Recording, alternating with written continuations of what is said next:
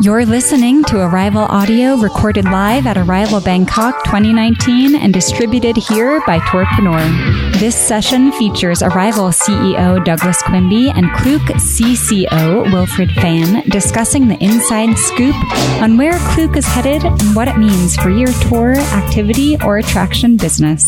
Please welcome Wilfred Fan.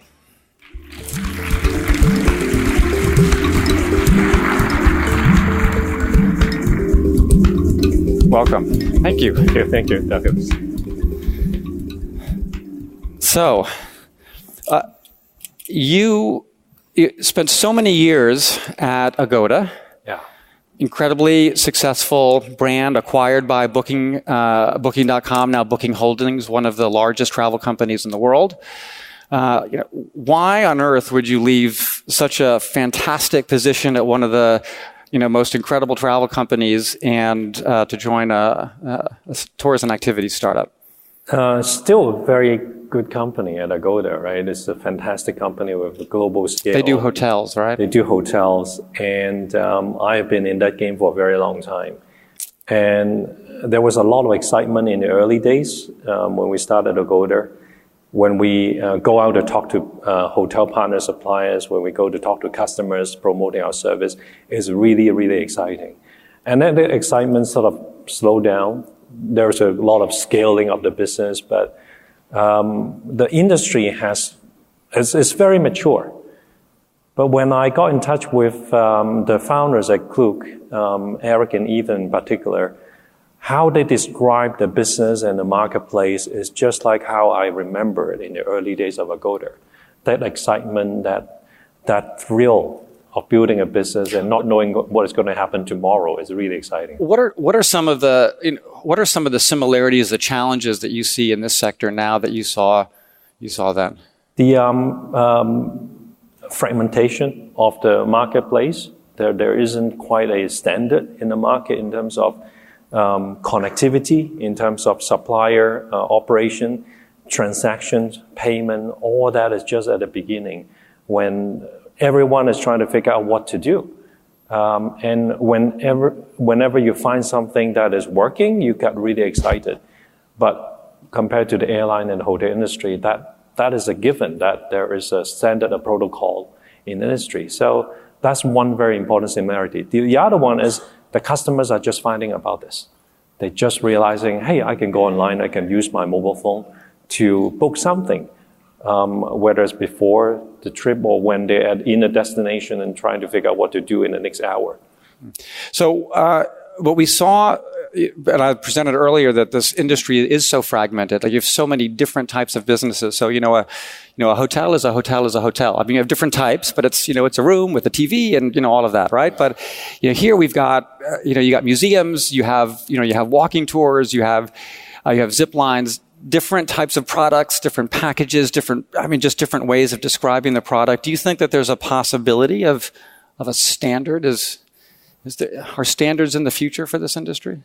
I don't believe that we want to apply a standard. The excitement of the industry is the variety.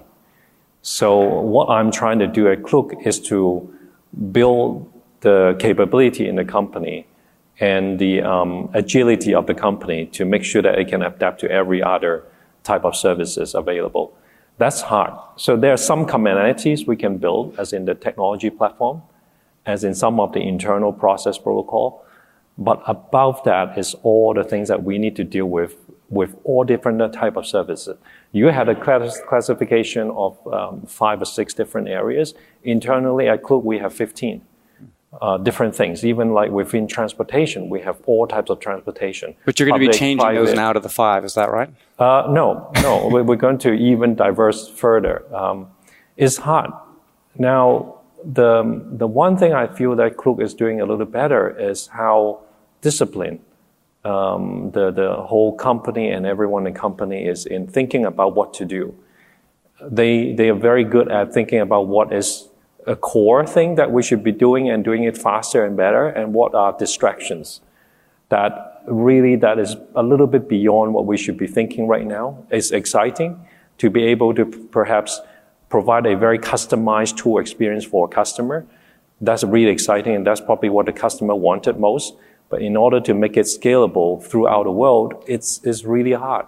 Well, yeah, so that's an interesting point. So let me ask you about that, because there are some online travel agencies that are trying to create branded experiences. Get Your Guide has made a big push with its originals product. KK Day, who's speaking tomorrow, and they're going to talk about that initiative, specifically. Yeah. They're pushing in that. They believe that because of the lack of product standards within the industry, say around kind of tours or activities, that there's an opportunity to create that kind of certainty with the customer. So why is that not of interest to Klook?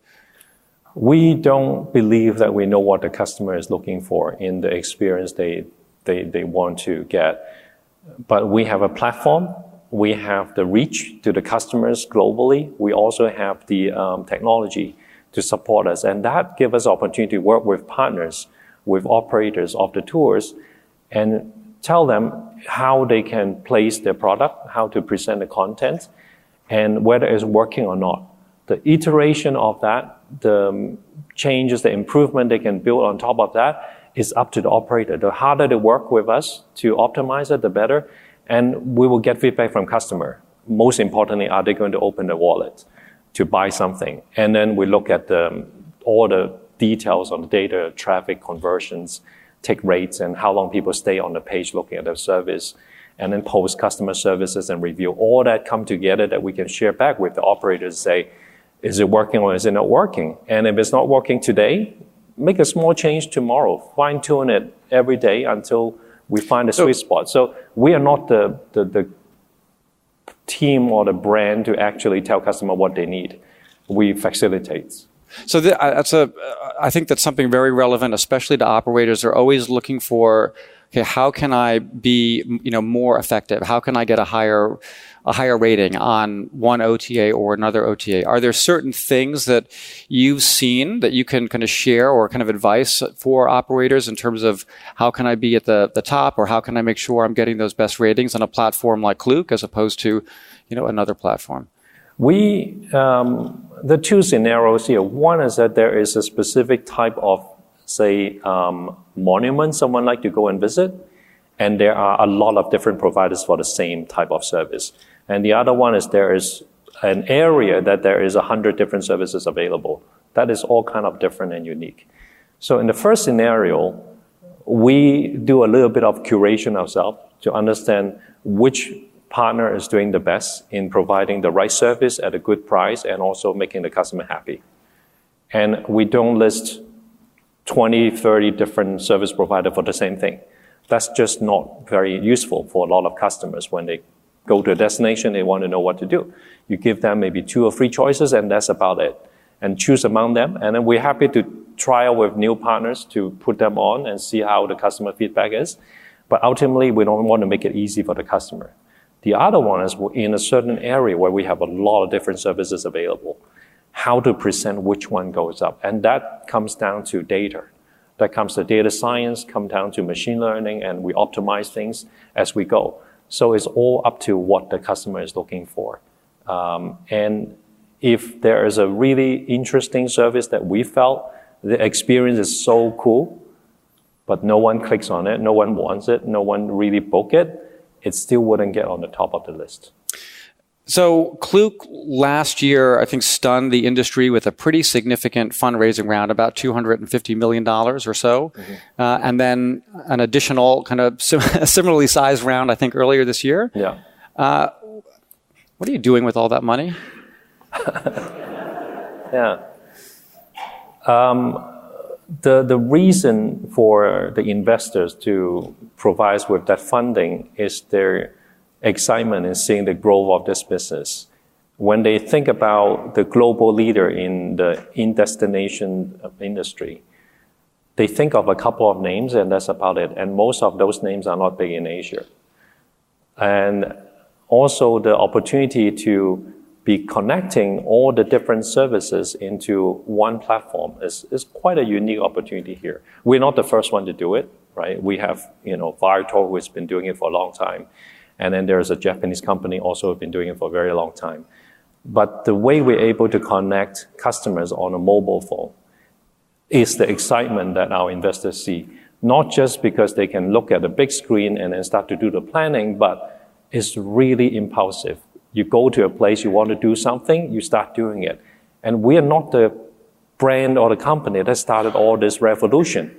It's the Ubers of the world, it's the Grab of the world that educated customers to do things as they want. Whenever you need a car, you whip out your phone and then you call for the car. When you need food, you use the phone, you get food.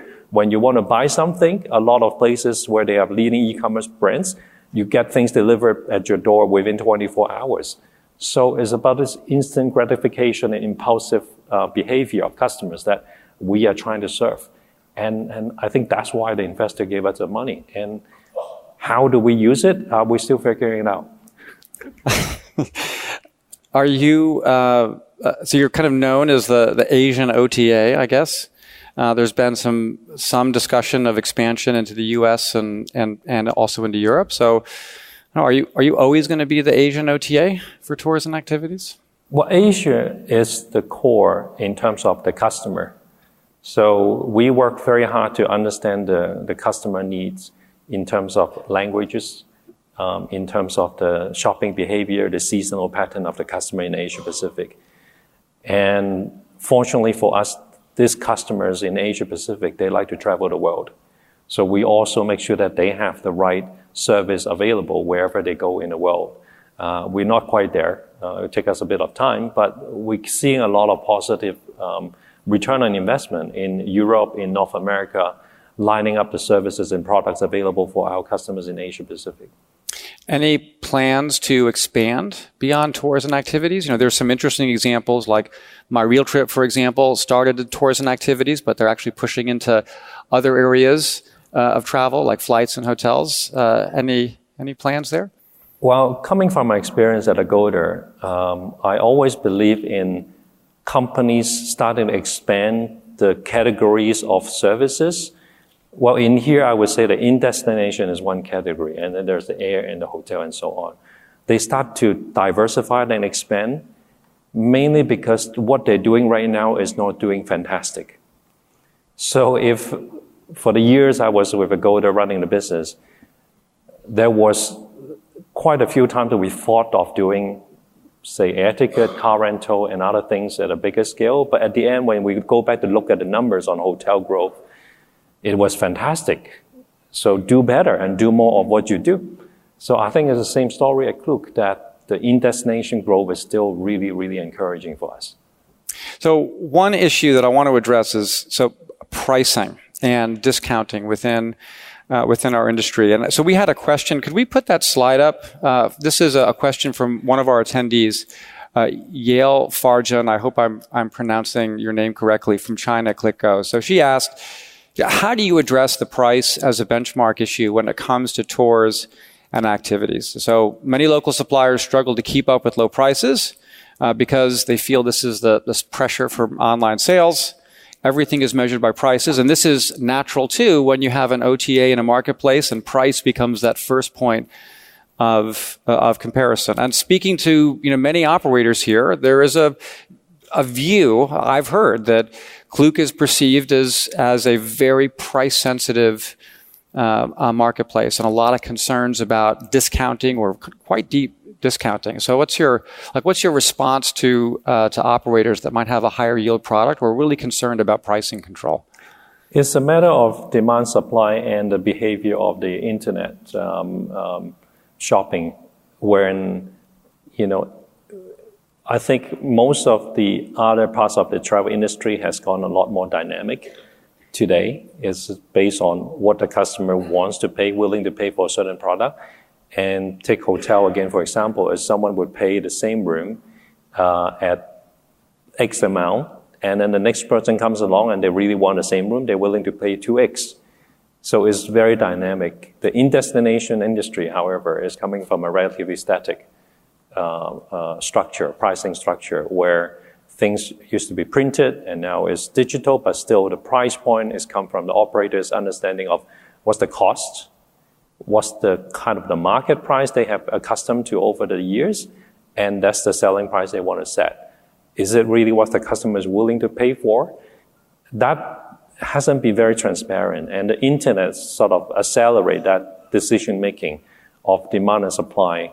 And I believe sooner or later the whole industry will be very dynamic in pricing management, in distribution channel, and that we're going to see a lot of changes. But at this point, there is a majority of the industry is still providing a relatively static price. The customer hasn't got many different channels to pick and choose what they want to buy. And we are the first one to go out in this part of the world to tell customer, this is a service, this is a price, are you happy with it? And if they're not happy with it, we give them incentive. We provide some promo codes, some coupons. We have some offline events to draw people to come to the use this kind of services. And we start to see where would be the sweet spot for any particular origin customers to a certain destinations, and then this product they're willing to pay for at a certain price point. And our understanding will be shared with our partners who work with us. So, but and by the way, if anyone has a question for Wilfred, please raise your hand. And actually, we have somebody here. If we could bring a mic here, but just a quick follow-up on that while we're waiting for the mic on that question. So if I'm an operator and I have an arrangement with you and I've given you a bunch of tickets, and it turns out that your selling price ends up being below the price that I'm offering, I don't feel like I have control over, and I want to have control over my products on your platform. If I come to you, like what do I do? Can I introduce or can I ask for a minimum selling price from a partner like Klook? Of course, the operators will be able to decide, how much they want to present. And it is our job to tell the operators what is working and what is not working. Because we do have a lot of traffic, a lot of data to share. And if the ultimate motivation for the operators is to increase the number of business customers coming through, then work with us. Hi, my name is Lauren Shannon. I'm with Arigato Japan Food Tours in Tokyo and the rest of Japan. My question is still based on pricing. Have you done any A/B testing on sort of like plus alpha offers as opposed to deep discount offers? Because my original background was in the restaurant business, and people used to believe, like yourself, that the discount, related pricing was driving guests, but we actually found out in the data over time that adding an extra dessert or an extra drink actually was a bigger motivation. So has Klook thought about adding the extra secret sauce from Klook where you get something in addition to drive demand instead of asking operators to discount your pricing? Very good question. Yes, we have been trying. Mainly we have been trying with the larger brands, the attractions of the world, where we continue to add services, what we call internally as combos. For a lot of theme parks, we have the admission plus fast pass plus meal coupons and other things, and see how that works out. And if certain line of the services, certain combinations are not working out, we work with the operators to try to test something else. So it's working, but we don't really have a very global coverage of that service right now, pretty much going top down in the highest volume product and then work our way through all the operators that we work with. So yes, certainly we would love to help to upsell a customer on additional things they may not be thinking about, because we on average capture a transaction with a customer 2 weeks before they arrive at destinations. And we have another 14 days time to upsell, whether it's a service coming from the same operator, ideally, but also complementary services, where they might have booked an experience, a tour, a walking tour, a local tour, and they may not have figured out how to go there to start a tour. Then we have train tickets available for Japan in particular that is selling quite well, but they may not connect the dot before they actually arrive at destination, and that's why we come in to help them. We have one more question here. Hello, my name's Monique. I'm from Walk Melbourne Tours. We do food tours in Melbourne. And my question is about dynamic pricing. So still about pricing and not so much about value add, but about technology-driven, time-sensitive or volume-sensitive kind of pricing where the technology can drive it based on a number of parameters that the OTA and the supply can work on together. It happens in hotels, so I'm just wondering when it might come across to tours and activities.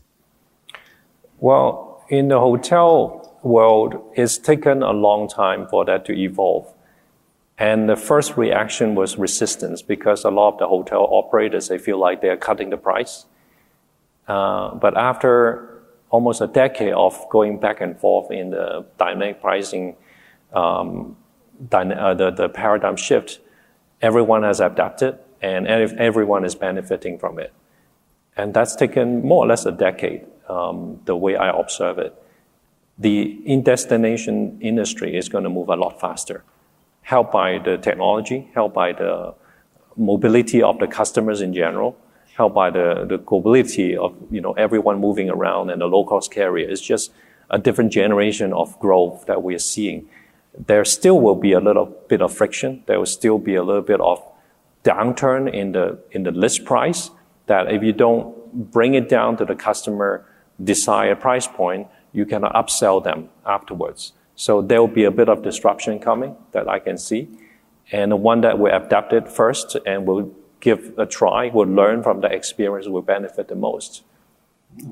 One question that also came in from another attendee had to do with connectivity. So this is something that's really made a lot of progress in the US and Europe. You have a lot of these reservation systems building connections to the big distribution platforms like Expedia and TripAdvisor and Get Your Guide and so on.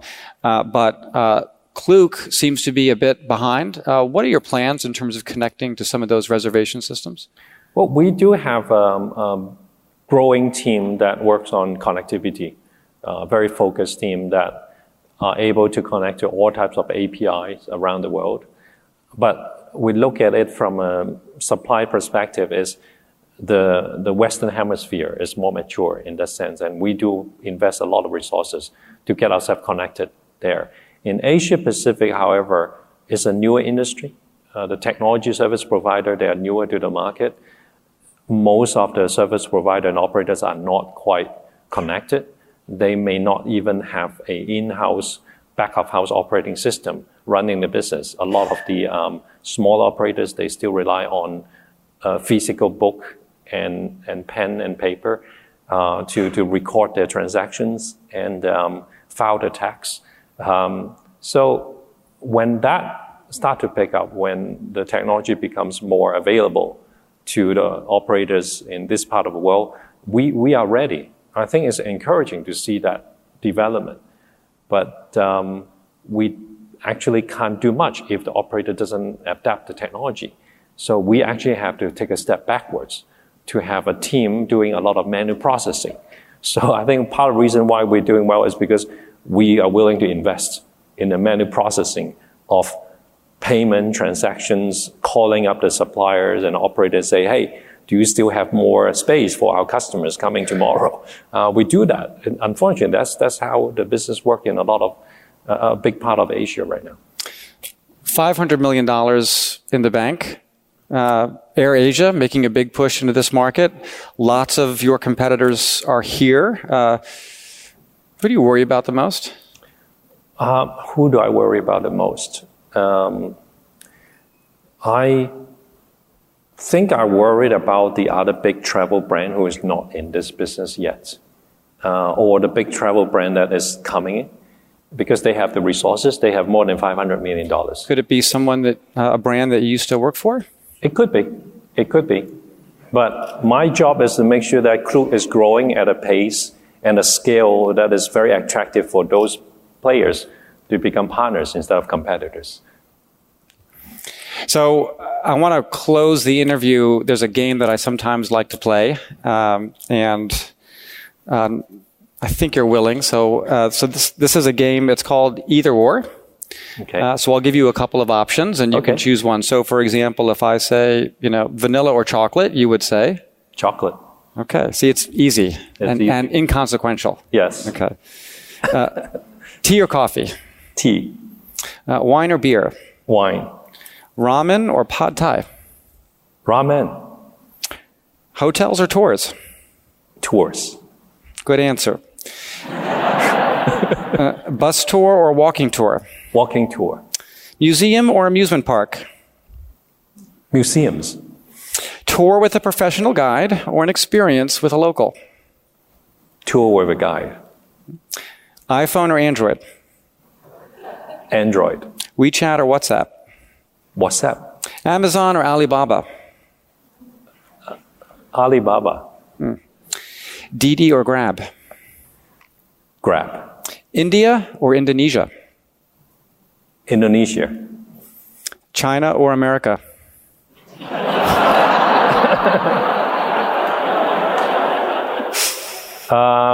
We are a lot closer, so China. Ctrip or Booking.com? That's a tough one. Let me count who has more people here. All right, I'll let you... I'll go with Booking.com. Okay. Yeah, good friends. Agoda or Airbnb? Agoda. AirAsia or Traveloka? I think Traveloka. Yes. Get Your Guide or TripAdvisor? Well, maybe they can vote for me. It's not how the game works. Okay. TripAdvisor. Okay. Last one. Discounting or deep discounting? Discounting first. Ladies and gentlemen, Wilfred Pham. We hope you enjoyed this session from Arival, the only event dedicated to creators and sellers of tours, activities, and attractions. Head to arivalevent.com to register for upcoming conferences around the globe. And for insights into the in-destination industry, head to arrival.travel.